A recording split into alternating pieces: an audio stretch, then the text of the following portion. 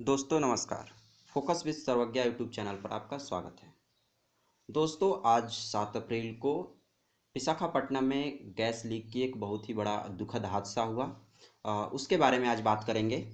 दोस्तों इसके बारे में हम बात करेंगे कि यह गैस है वो कैसे लीक हुई, कब लीक हुई और कौन सी गैस थी और उसका जो असर है वो मानव की जो शरीर है उस पर क्या पड़ता है।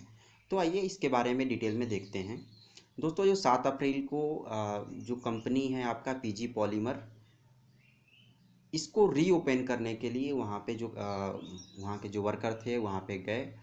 उसके बाद सुबह में करीब 2:30 से 3 बजे के बीच में इससे गैस लीक हो गई। यह जो पीजी पॉलीमर प्लांट है ये आपका विशाखापट्टनम की एक जगह है, वेंकटापुरम में वहाँ पे स्थित है। और वहाँ पे ये एक केमिकल, बहुत ही खतरनाक केमिकल गैस रिलीज हो गई, जिससे कि क्या हुआ कि उसके 3 किलोमीटर के दायरे में बहुत ही बड़ा नुकसानदायक प्रभाव पड़ा। और वहाँ पे करीब इससे लगभग 10 से 12 लोग की मृत्यु हो गई और हज़ारों की संख्या में लोग बीमार हुए, प्रभावित हो गए। और जो बीमार और प्रभावित लोग थे उनको हॉस्पिटल में भर्ती भी कराया गया। और इस घटना में कुछ ऐसा भी हुआ कि जो भी जिनकी भी मृत्यु हुई वो करीब कुछ में ऐसे भी थे जो सोते ही रह गए। और इसका काफ़ी ज़्यादा नुकसान हुआ है और ये एक बहुत ही दुखद घटना है। तो पहले देखते हैं कि ये जो गैस लीक हुई है वह कौन सी गैस थी। दोस्तों यह एक बेहद ही खतरनाक केमिकल गैस है, जिसका नाम स्टायरीन गैस है। अगर स्टायरीन गैस के बारे में देखें तो इसका जो इस्तेमाल होता है वह आपका प्लास्टिक और रबड़ बनाने में होता है।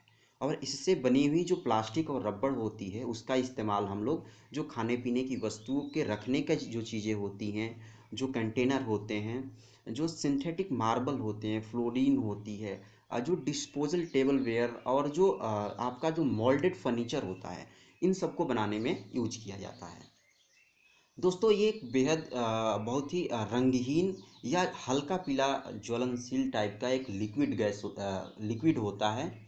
और इसकी जो गंध होती है बहुत ही मीठी गंध होती है।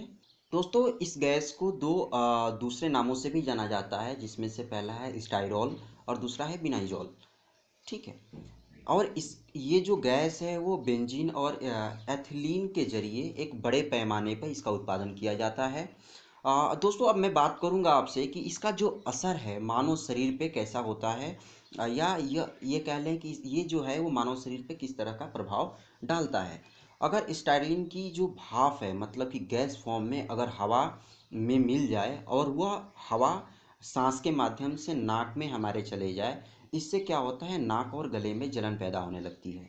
और इससे खांसी आती है, गले में तकलीफ होती है। और जो सांस लेने में है हमारी दिक्कतें बहुत ज़्यादा बढ़ जाती है, सांस लेने में दिक्कत होने लगती है। और इसके साथ ही हमारे जो फेफड़े हैं उसमें पानी भरने लगता है। आ, अगर जो ये गैस है स्टायरीन वो ज़्यादा मात्रा में श्वास के जरिए अगर हमारे शरीर में पहुंच जाता है तो जो स्टायरीन है वो बहुत तरह की बीमारी पैदा कर देती है हमारे शरीर में। जैसे कि सिर दर्द, सर का चकराना, थकान, जी मिचलाना, जो है आपका कन्फ्यूजन होने लगता है, जो पेट में बहुत सारी गड़बड़ियाँ होने लगती है। इसके साथ ही बहुत सारी और भी दिक्कतें होने लगती है। और इसे जो है आपका जो मेडिकल भाषा में इसे सेंट्रल नर्वस सिस्टम डिप्रेशन भी कहा जाता है।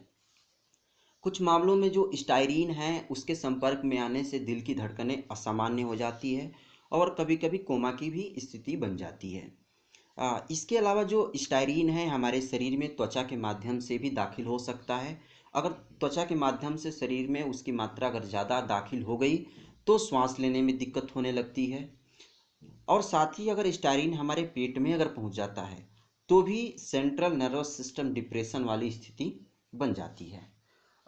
इसकी देखें दोस्तों तो जो एपिडेमिक जो साइंस है इसके बारे में कई अध्ययनों से ये पता किया है कि इससे जो है संपर्क में आने से ल्यूकेरिया और ल्यूकोफोमा नामक जैसी बीमारी भी हो सकती है। हालांकि इस पे बहुत ज़्यादा अभी प्रैक्टिकल प्रूफ नहीं हुआ है।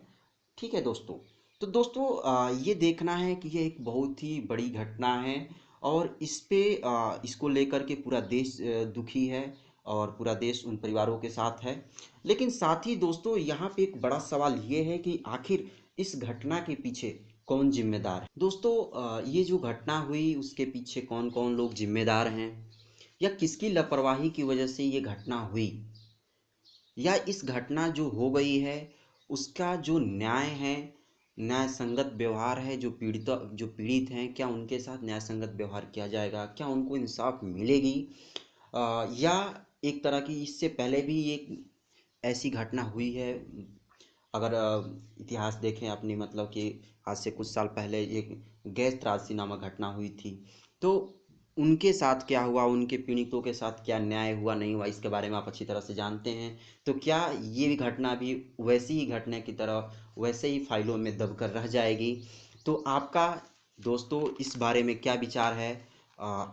इस घटना पे आपका क्या विचार है, आपकी क्या प्रतिक्रिया है? अपनी प्रतिक्रिया को कमेंट बॉक्स में जा कर के कमेंट के माध्यम से ज़रूर दें, और इस वीडियो को लोगों को अधिक से अधिक लोगों के पास पहुंचाइए, अधिक से अधिक लोगों के पास शेयर करिए, ताकि लोगों को इसके बारे में पता चले, और डायरेक्ट या इनडायरेक्ट रूप से लोग उन परिवारों के साथ जुड़ सके, उनके साथ ऐसी स्थिति में पूरा सब साथ में आए, सहयोग कर सके। बहुत बहुत धन्यवाद।